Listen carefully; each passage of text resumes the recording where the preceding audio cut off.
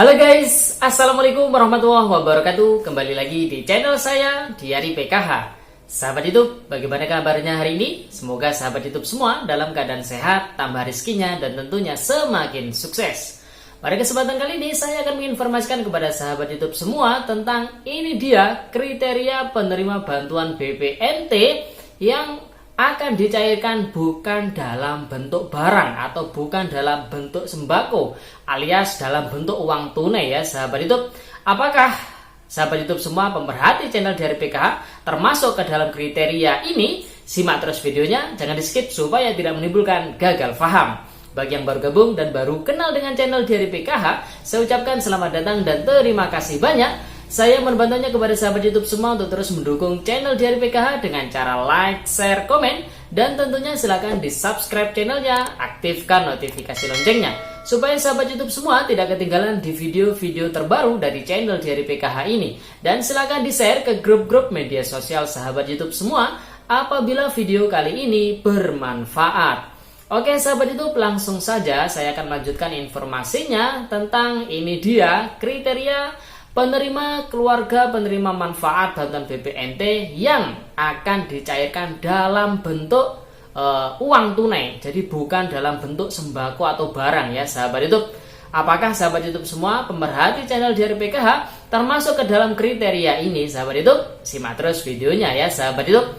Sahabat YouTube, Kementerian Sosial Republik Indonesia melalui Dirjen Penanganan Fakir Miskin baru-baru ini telah mengeluarkan kebijakan baru bahwasanya ada kategori khusus bagi keluarga penerima manfaat program sembako atau BPNT yang akan dicairkan bukan dari Bank Himbara, namun proses penyalurannya melalui pos penyaluran ya sahabat YouTube, di mana oleh pos nanti akan diberikan bantuannya dalam bentuk uang tunai secara langsung sebesar Rp200.000 sahabat YouTube. Nah, ini merupakan kabar yang membahagiakan tentunya bagi sahabat YouTube semua yang mungkin kurang puas ketika membeli ataupun membelanjakan bantuan BPNT non tunai sebesar Rp200.000 ke e-warung ataupun ke agen yang telah ditentukan di masing-masing wilayah sahabat YouTube. Namun ini tidak semua berlaku bagi seluruh keluarga penerima manfaat BPNT sahabat YouTube. Nah, bagi siapa keluarga penerima manfaat bantuan BPNT yang bisa ataupun yang nanti akan dicairkan melalui pos penyalur dan dalam bentuk uang tunai? Ini saya kutip dari Juknis pelaksanaan program sembako yang akan disalurkan melalui pos penyalur pada tahun 2021 ini sahabat YouTube. Nah, oke, langsung saja. Wilayah penyaluran bantuan program sembako melalui pos penyalur di sini dilaksanakan di 34 provinsi di Indonesia sesuai dengan wilayah kerja direktorat yang menangani pelaksanaan penyaluran bantuan program sembako sahabat YouTube. Kemudian yang kedua ya, ini sumber data KPM yang mendapatkan bantuan program sembako melalui pos penyalur. Jadi tidak semua KPM program bantuan pangan non tunai atau program sembako ini nanti akan semuanya disalurkan melalui PT Pos ataupun secara tunai ataupun secara bukan barang ya, secara langsung uang tunai sahabat YouTube. Jadi tidak semua KPM, namun hanya KPM yang khusus ya. KPM ini berupa siapa saja? Nah, ini datanya diambil yang pertama, sumber datanya sahabat YouTube, data keluarga penerima manfaat program sembako yang tidak dapat disalurkan oleh bank penyalur. Nah, ini sahabat YouTube.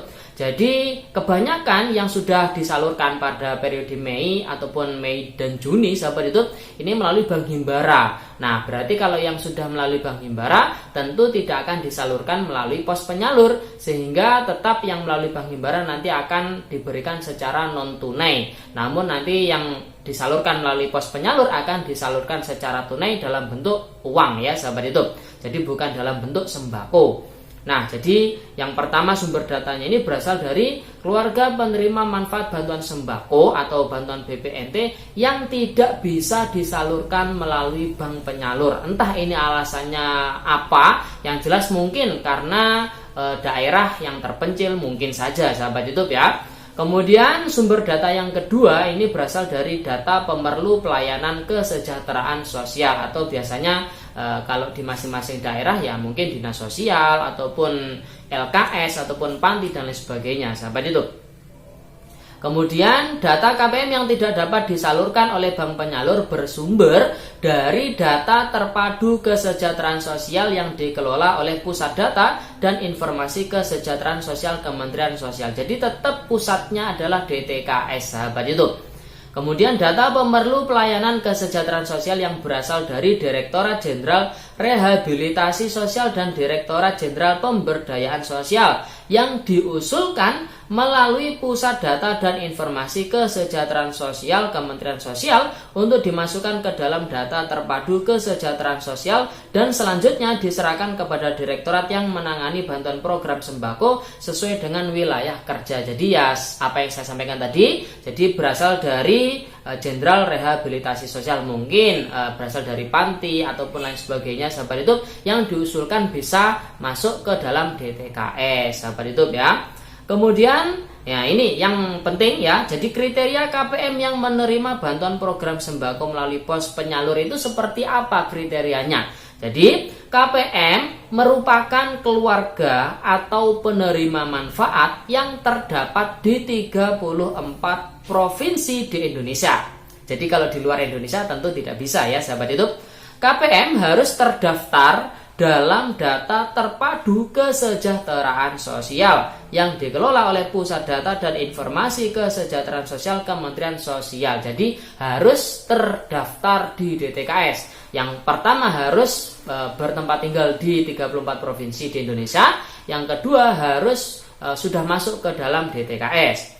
Kemudian dalam penyaluran bantuan program sembako ditentukan satu nama anggota keluarga dalam KPM sebagai pihak yang mewakili keluarga dan tercantum dalam kartu keluarga milik KPM. Jadi misalkan dalam satu kakak ya, sahabat YouTube, itu terdapat 5 orang anggota keluarga, maka harus ditunjuk satu orang yang digunakan ataupun yang nanti bertujuan untuk mengambil bantuan. Jadi biasanya ini kalau ndak ibu ya ayah, sahabat YouTube ya.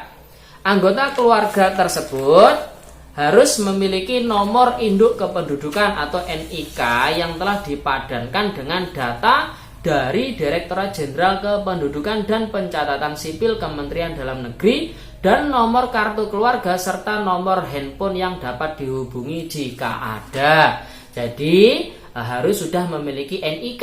Tentu kalau yang sudah dipadankan ini biasanya yang sudah dalam bentuk EKTP ya, elektronik kartu tanda penduduk, sahabat YouTube ya. Sudah NIK-nya ini sudah dipadankan dengan Dukcapil, sahabat YouTube. Dan tentu nanti harus mencantumkan, atau kalau yang punya ya, sahabat YouTube, mencantumkan nomor HP mungkin nanti ketika dihubungi oleh pos penyalur, karena nanti proses penyalurannya akan langsung dikirim atau diantar ke masing-masing alamat si keluarga penerima manfaat, sahabat YouTube. Kemudian nilai bantuan dan waktu penyaluran program bantuan program sembako melalui pos penyalur diberikan kepada KPM senilai Rp200.000 per bulan atau sesuai dengan kemampuan keuangan negara. Bantuan program sembako disalurkan setiap bulan atau sesuai dengan kebutuhan. Jadi sama ya, sahabat YouTube. Kemudian jadi ini ya, sahabat YouTube, tim pelaksananya ya tetap sama, pendampingnya adalah TKSK, dan tentu nanti melibatkan POS, PT POS sebagai penyalur ya, sahabat YouTube. Jadi itu yang penting. Kemudian tidak kalah penting lagi, mohon maaf, ini saya buka ya. Jadi selain penyalurannya nanti si POS ini mengantar ke alamat KPM, bisa juga opsinya itu pengambilan langsung oleh KPM. Jadi KPM bisa mengambil langsung ke kantor pos, atau bisa juga nanti penyalurannya melalui komunitas. Nah, komunitas ini nanti oleh pihak kementerian diminta nanti lokasinya lebih dekat dengan e-warung, supaya nanti ketika bantuan tunai ataupun bantuan langsung tunai ya, Rp200.000 BPT ini langsung dibelanjakan oleh KPM ke e-warung, sahabat itu. Jadi seperti itu ya. Dan sekali lagi saya infokan dari Kementerian Sosial Republik Indonesia untuk memantau, memonitoring apakah KPM ini benar-benar membelanjakan uang tunai Rp200.000 ini, maka si KPM diwajibkan menandatangani SPJTM di kantor pos ataupun ketika diantar oleh pihak pos, sahabat YouTube. Jadi seperti itu informasinya pada video kali ini.